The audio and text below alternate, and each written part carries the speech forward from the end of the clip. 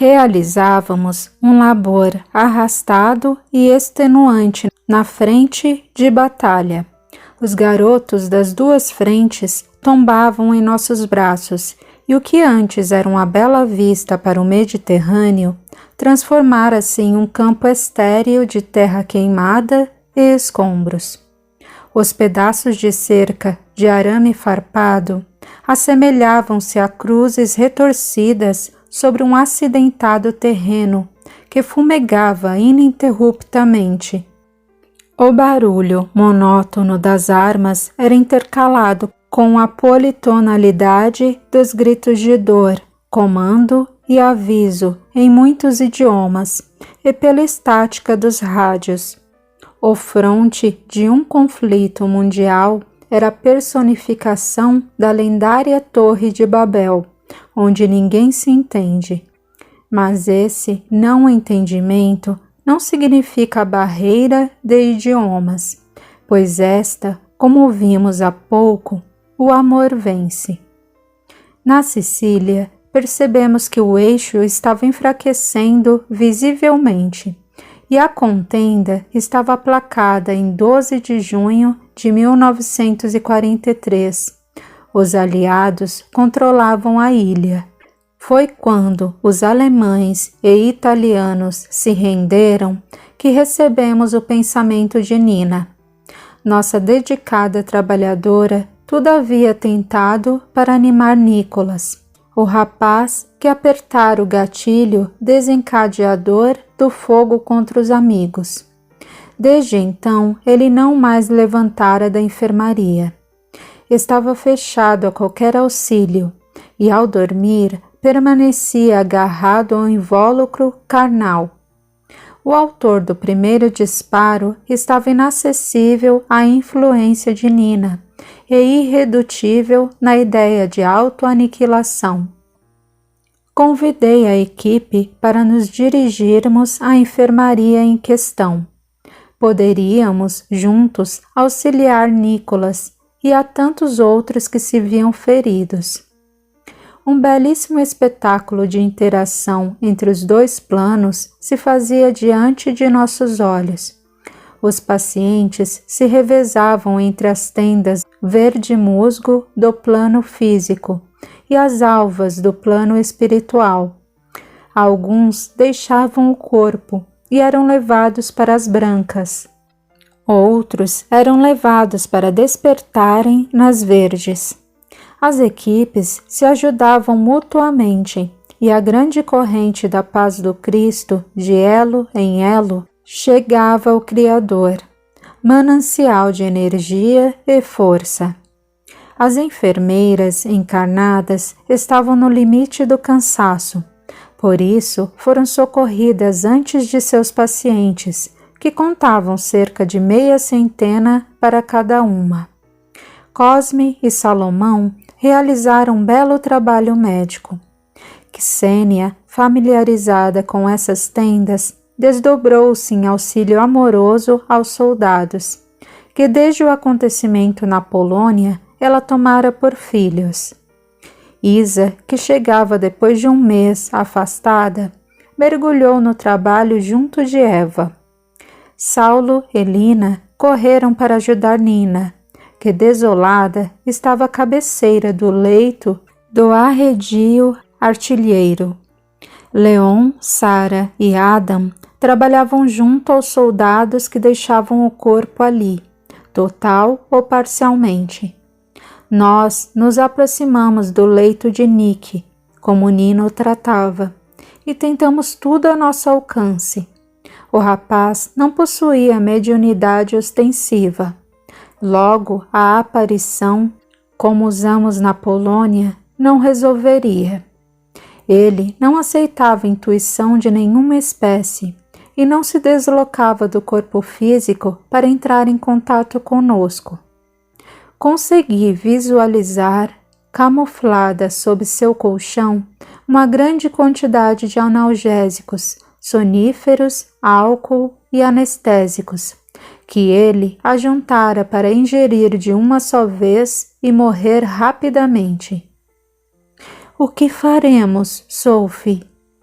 Nina perguntou, à beira da falência emocional. Acalme-se, querida. Vamos amparar seu protegido. Hilary, a enfermeira encarnada que cuida de Nick, pode nos ajudar muito. Se ele não consegue se entender com você deste lado, então vamos levá-la para o lado dele. Colocar-me do lado dele? Sim, de forma que ele possa tocá-la e ouvi-la, e você possa contar a ele uma certa história sobre índios. Pode fazer isso, Nina? Sim, eu posso, se vocês me ajudarem. Eu, Saulo e Lina a abraçamos. A noite caiu na Sicília. Com a ajuda dos soldados do Cordeiro, os pacientes estavam tranquilos, com suas dores aplacadas e medicamentos ingeridos, exceto Nick, que colocava os seus embaixo da língua, para depois juntá-los ao arsenal que se formava sob o colchão fino. Boa noite, Nick. Está se sentindo melhor? Hilary perguntou, mas não obteve resposta. Não quer falar comigo? Tudo bem, mas ainda assim, por estar tudo tão calmo aqui hoje, eu vou ler um pouco para você. O rapaz não esboçou nenhuma reação. Ela apanhou um livro. Gosta de Shakespeare? Eu gosto e vou ler algo dele para você. A enfermeira abriu o livro e encontrou uma folha de papel solta dentro dele. Já ia retirar o obstáculo entre sua visão e as letras, quando uma bela caligrafia cursiva começou a se desenhar na folha branca, sem que ela pudesse perceber uma caneta ou mesmo uma mão traçando-a. Ela passou a ler as palavras que se formavam à sua frente, deixando-a embasbacada.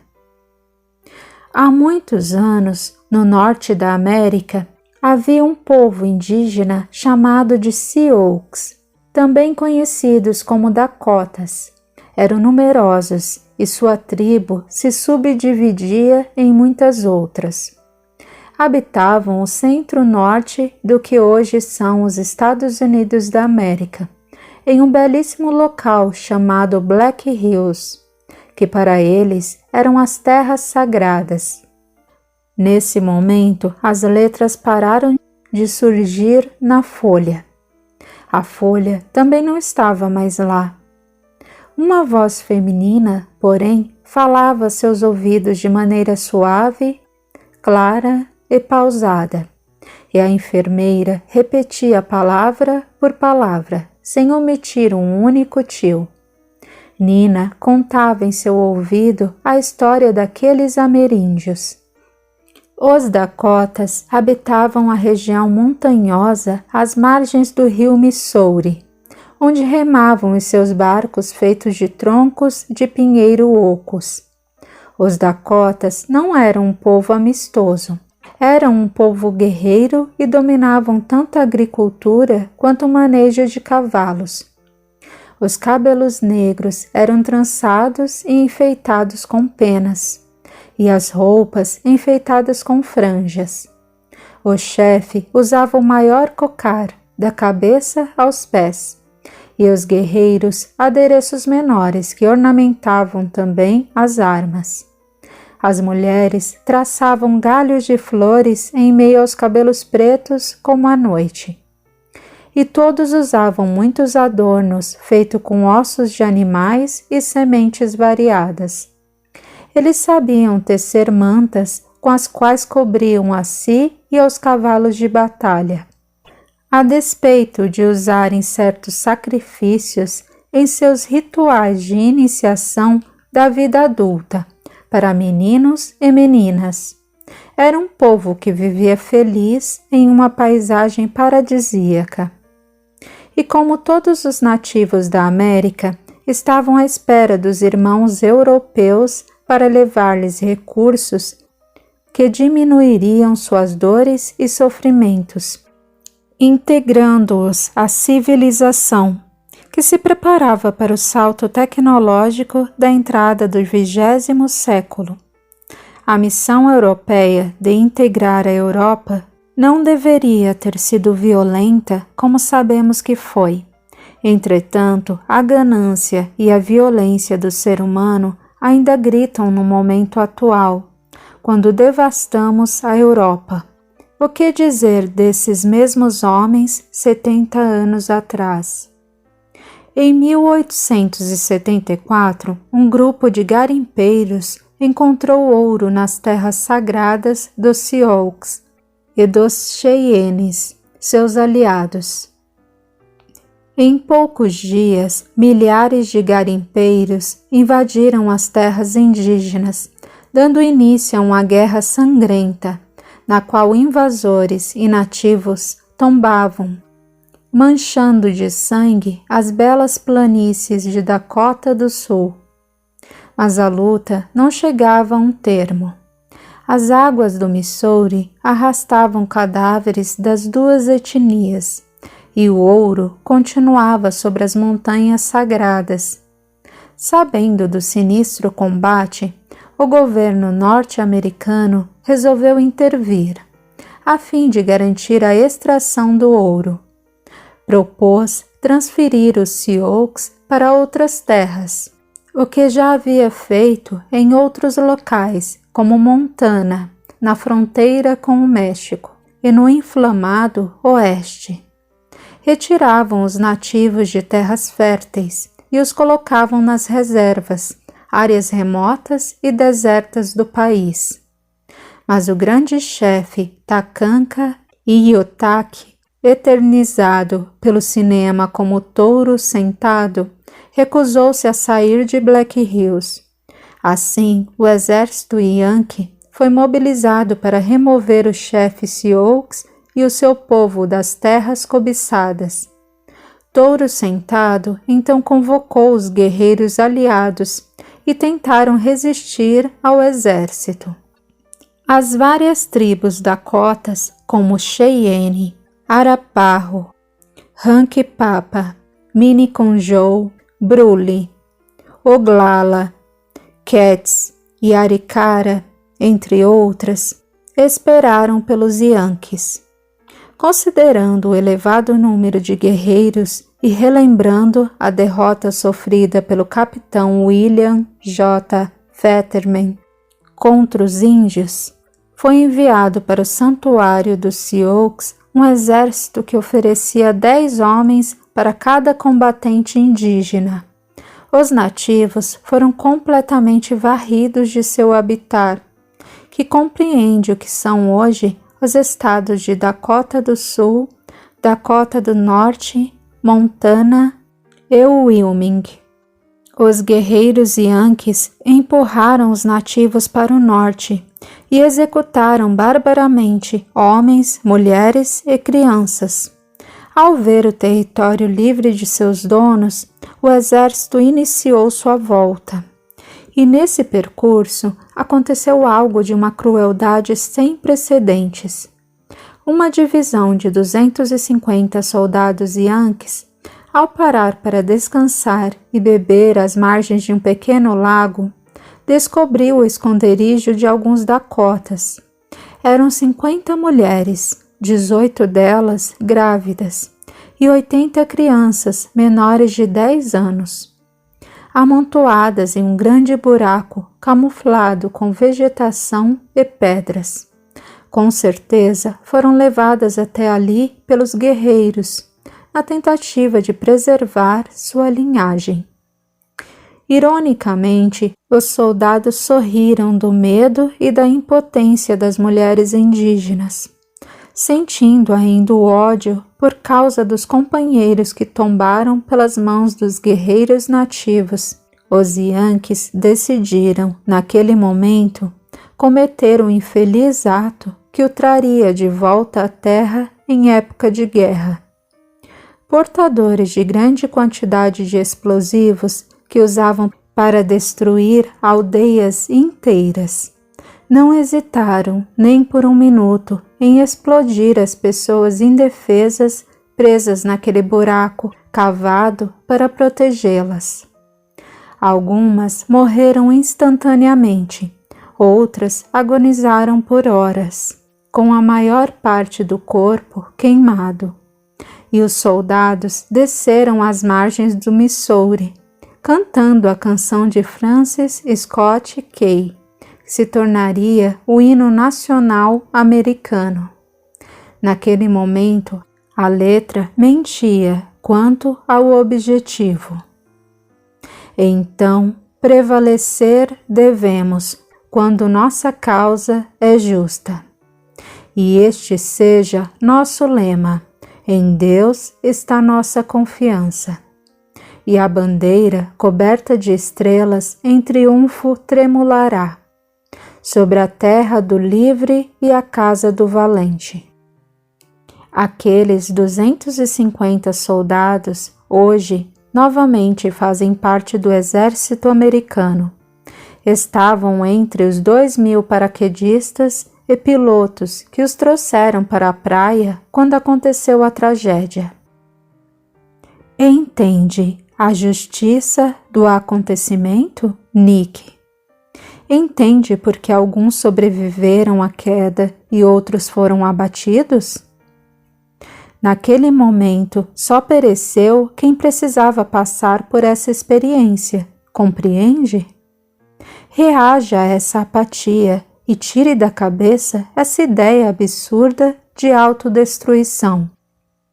O rapaz estava aturdido. Como sabe dessa história de 70 anos atrás? Perguntou a enfermeira.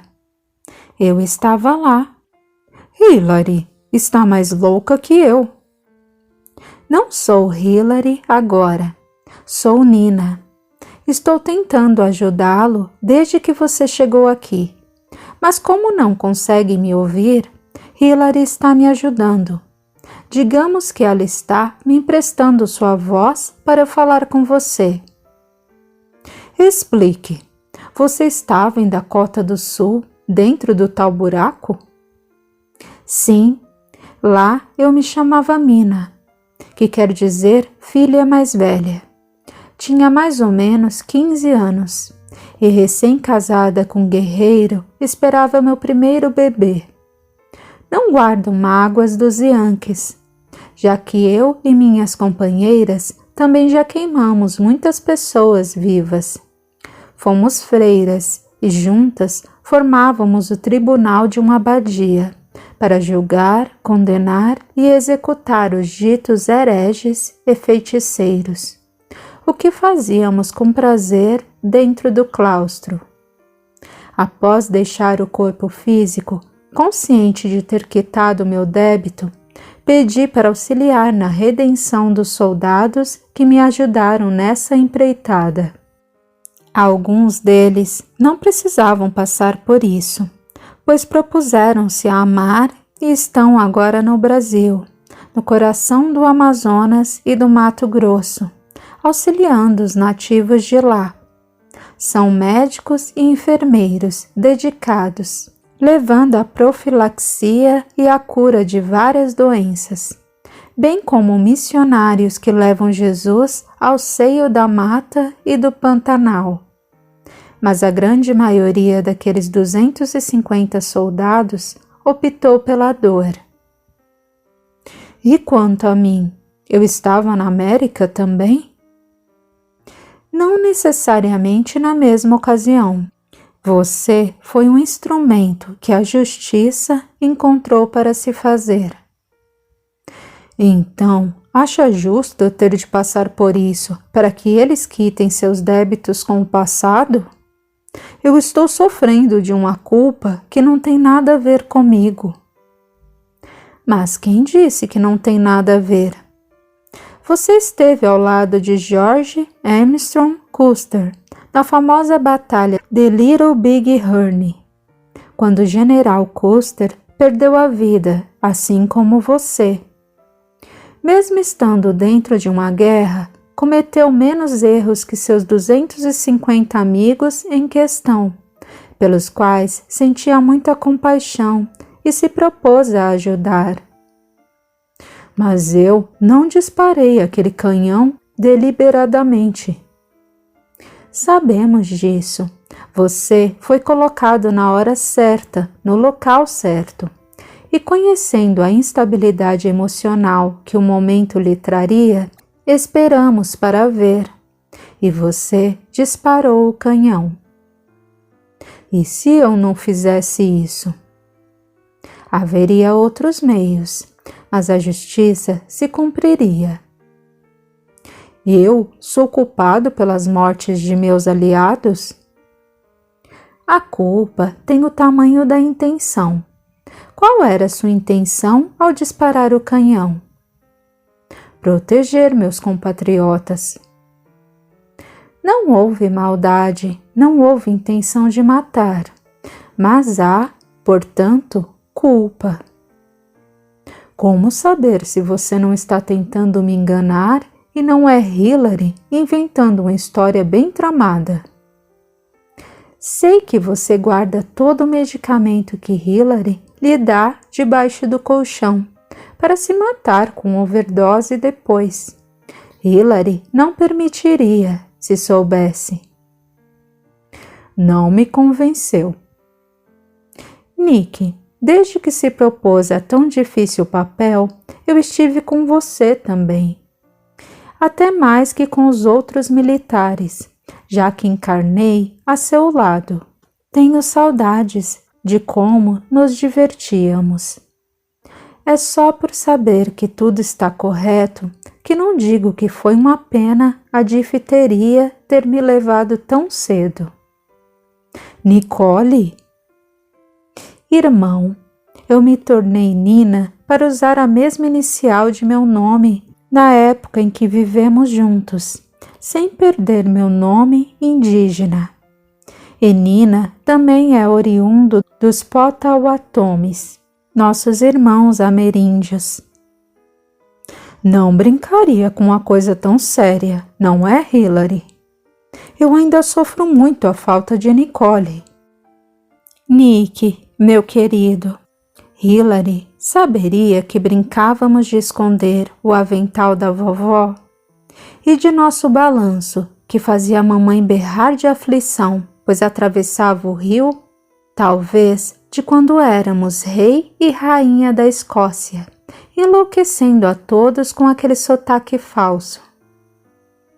Nicholas estava em lágrimas. Levantando-se da cama de um salto, abraçou a irmã gêmea, da qual se separara tragicamente aos 7 anos. Dos olhos de Hillary, as lágrimas também escorriam, abundantes. Não me deixe, Nicole. Nunca, irmão. Vou ficar ao seu lado. Seja forte, a guerra caminha para o fim. Eu amo você. Está louco, soldado? Isso são modos de tratar sua enfermeira? Trate de me respeitar, hein? Me desculpe, Hillary. Eu só quis agradecer por ter cuidado tanto de mim. Eu estou muito bem. Isso é ótimo. Agora, deite, vou contar uma história. Conte sobre os índios americanos de Dakota. Nem mesmo a história da Inglaterra eu conheço. Contente-se com um pouco de Shakespeare. Já está bom. Obrigado, amiga. Nicholas deitou-se e fechou os olhos. Não ouviria por muito tempo as palavras do grande escritor de sua terra. As montanhas de Dakota e do Missouri povoavam seus sonhos, e o sorriso da irmãzinha, que ele acreditava perdido, voltava na forma de esperança em uma paisagem tão desoladora. Nina beijou a fronte de Nick, voltou-se para nós e agradeceu. Os outros vinham chegando. A Cecília estava sob controle.